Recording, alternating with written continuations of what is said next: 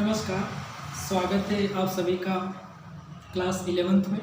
आप क्लास 10 से अब क्लास 11th में आ चुके हैं और यहाँ पे आप बोर्ड पे देख रहे होंगे कि मैंने आपके लिए सिलेबस लिखा है। ओके, तो सिलेबस बताने से पहले आपसे कुछ बातें डिस्कस करना चाहता हूँ। आप घर पे बहुत अच्छे होंगे, फैमिली के साथ बहुत सारा टाइम स्पेंड कर रहे होंगे।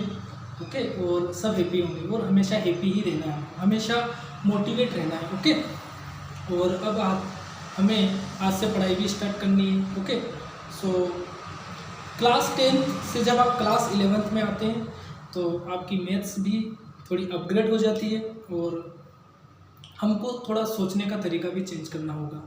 जब हम क्लास 10th में पढ़ते थे तो हम मेनली क्वेश्चन सोल्व करने पे ध्यान रखते थे और आप में से कुछ होंगे जो डीप में जाना चाहते होंगे कि ये कैसे होता है और उसको समझना चाहते हैं। तो क्लास 11th में हमें यही करना है। देखो, जो क्लास 11th और क्लास 12th में जो आप मैथ्स पढ़ते हो ये हमें आगे बहुत काम आती है। जब हम कॉलेज में जाएंगे तो इसका बहुत ज़्यादा यूज़ है और इसका जो नॉलेज है वो हमें सब जगह काम आता है। ओके, तो जब हम क्लास 11th में जब हम मैथ्स पढ़ेंगे तो हमें बहुत डिटेल में पढ़ना है। ओके, इवन मैं आपको बता देता हूँ कि मैं जब क्लास 11th की आपको मैथ्स पढ़ाऊँगा तो एक सिंगल एग्जाम्पल तक हम मिस नहीं करेंगे, मतलब सारे एग्जाम्पल करेंगे एक्सरसाइज के साथ। एक्सरसाइज तो हम करेंगे ही, एक्सरसाइज पे तो हम तब जाएंगे जब हमारे सारे एग्जाम्पल पहले कंप्लीट हो चुके होंगे। हम एक भी एग्जाम्पल मिस नहीं करेंगे, कोई भी टॉपिक मिस नहीं करेंगे, सबको हम बहुत सारे डिटेल में पढ़ेंगे। ओके, और हमेशा खुश रह के पढ़ना है और हैप्पी रहना है हमेशा। ओके, और तो अब सिलेबस की थोड़ी बात कर लेते हैं। आइए देखते हैं सेशन 2020-21 के लिए जो हमारा सिलेबस है, जो हमारा फाइनल जो पेपर बनेगा वो 80 मार्क्स का होगा, जो फुल सिलेबस को कवर करेगा। ओके, और जो 20 मार्क्स होंगे वो आपके असेसमेंट के होंगे, जिसमें आपके पीरियोडिक टेस्ट के मार्क्स हो जाएंगे, आपकी कॉपी कंप्लीट हो जाएगी, 2 मार्क्स का आपका वाइवा होगा और आपको फाइनल में कुछ प्रोजेक्ट टाइप से सबमिट भी करना होगा, जिसमें फाइल रहेगी, आपको कोई टॉपिक दिया जाएगा जिसमें आपको जिसके ऊपर आपको कुछ फाइल बनानी होगी और 2 मार्क्स का आपका वाइवा होगा और पीरियोडिक टेस्ट के कुछ मार्क्स रहेंगे और आपकी कॉपी जो आप रिकॉर्ड पूरे साल मेंटेन रखेंगे उसके भी कुछ मार्क्स रहेंगे। तो वो सब 20 मार्क्स में अलग आ जाता है और जो 80 मार्क्स का जो आपका पेपर होगा वो फाइनली इसको कवर करेगा। ओके, सिलेबस को पूरे को कवर करेगा। तो जो हमारा सिलेबस है वो क्या है, देखो यहाँ पे टोटल इस सिलेबस को 6 यूनिट में डिवाइड किया गया है। सिलेबस को टोटल 6 यूनिट में डिवाइड किया गया है। जो फर्स्ट यूनिट है वो सेट्स एंड फंक्शंस है, जो 23 मार्क्स का है। ओके, इस यूनिट में कौन से चैप्टर में अभी आपको बताऊंगा। जो फर्स्ट यूनिट है वो है सेट्स एंड फंक्शन, जो 23 मार्क्स का है, और जो सेकेंड यूनिट है वो अलजेब्रा है, और जो सेकेंड यूनिट है वो 30 मार्क्स को कवर करती है। ओके, और जो थर्ड यूनिट है वो कोऑर्डिनेट ज्योमेट्री है, जो 10 मार्क्स को कवर करती है, और जो फोर्थ यूनिट है कैलकुलस, जो 5 मार्क्स को कवर करती है। बहुत ही इंटरेस्टिंग और बहुत ही अच्छी यूनिट है कैलकुलस। फिर फिफ्थ यूनिट है मैथमेटिकल रीजनिंग, जो ओनली 2 मार्क्स को कवर करती है, और जो लास्ट यूनिट है 6th unit statistics and probability, वो 10 मार्क्स को कवर करती है। टोटल हमारे जो मार्क्स है वो 80 मार्क्स है और 20 मार्क्स इंटरनल असेसमेंट के हैं। तो आपने देखा कि टोटल हमारी 6 यूनिट है और इन 6 यूनिट को चैप्टर में कैसे डिवाइड किया हुआ है यहाँ पे देखेंगे। यूनिट 1 के अंदर टोटल 3 चैप्टर है, sets, chapter 2 relation and function, and chapter 3 trigonometric function. कौन कौन से? Chapter 1 sets, chapter 2 relation and function, and chapter 3 trigonometric function. Okay, unit 2 है, उसमें chapter 4 principle of mathematical induction, जिसे हम पीएमआई भी बोलते हैं शॉर्ट फॉर्म में। चैप्टर 5 है complex number and quadratic equation. Chapter 6 है लीनियर इनइक्वालिटीज। चैप्टर 7 है परम्यूटेशन एंड कॉम्बिनेशन। चैप्टर 8 है बाइनोमियल थ्योरम और चैप्टर 9 है सीक्वेंसेस एंड सीरीज। ये है यूनिट 2 जो 30 मार्क्स को कवर कर रहा है। ये तीनों चैप्टर 23 मार्क्स को कवर कर रहे हैं और ये यहाँ पे जितने चैप्टर हैं वो 30 मार्क्स को कवर कर रहे हैं। अब बात करते हैं यूनिट 3 की, जिसमें चैप्टर 10 है स्ट्रेट लाइन, चैप्टर 11 है कॉनिक सेक्शन, बहुत ही इंटरेस्टिंग चैप्टर है, और चैप्टर 12 है introduction to 3 dimensional geometry. Okay, मैंने शॉर्ट में लिखा है, इसका पूरा नाम है introduction to 3 dimensional geometry. Okay, ये टोटल 10 मार्क्स को कवर करती है यूनिट 3। यूनिट 4 है, जिसमें चैप्टर 3 ओनली 1 चैप्टर है और उसका नाम है लिमिट्स एंड डेरिवेटिव, जो 5 मार्क्स को कवर करती है। और जो अगली यूनिट है यूनिट 5 चैप्टर 14 मैथमेटिकल रीजनिंग, जो 2 मार्क्स को कवर करती है। और जो यूनिट 6 है लास्ट चैप्टर 15 एंड 16 जिसमें है, और उसमें स्टैटिस्टिक्स और प्रोबेबिलिटी, ये 2 चैप्टर है। ओके, तो और ये 10 मार्क्स को कवर करती है। ओके, तो इनको हमें पढ़ना है। तो सबसे पहले आपके पास एक 11th मैथ्स की बुक होना चाहिए।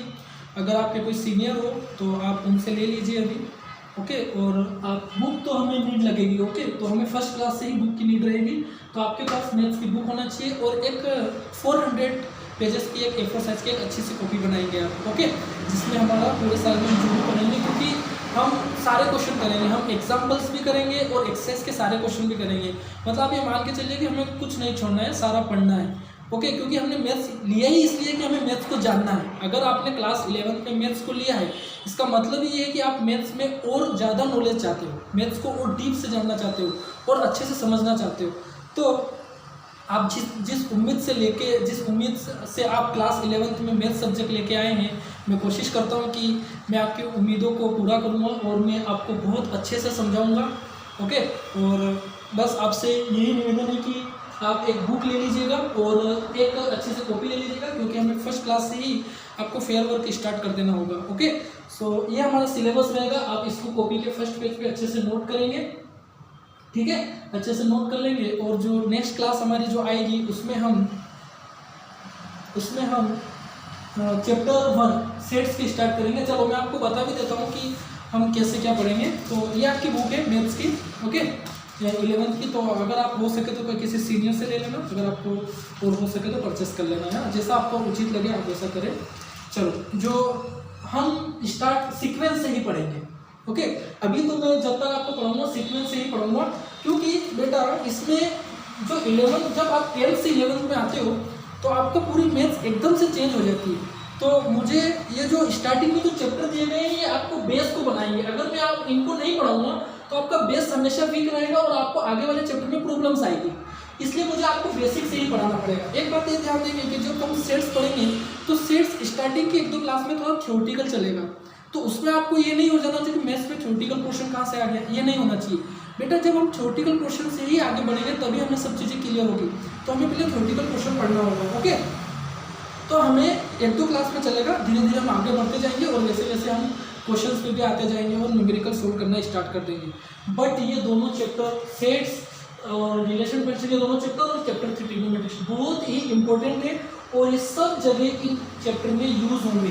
इसलिए मुझे आपको पहले ये यूनिट फर्स्ट पढ़ानी ही होगी, ओके। तो जब मैं नेक्स्ट क्लास में आपको पढ़ाऊंगा तो सेट्स से स्टार्ट करूँगा, मतलब इंट्रोडक्शन दूंगा सेट्स का, सेट्स होता क्या है, और उससे आपको पढ़ाना स्टार्ट करूँगा।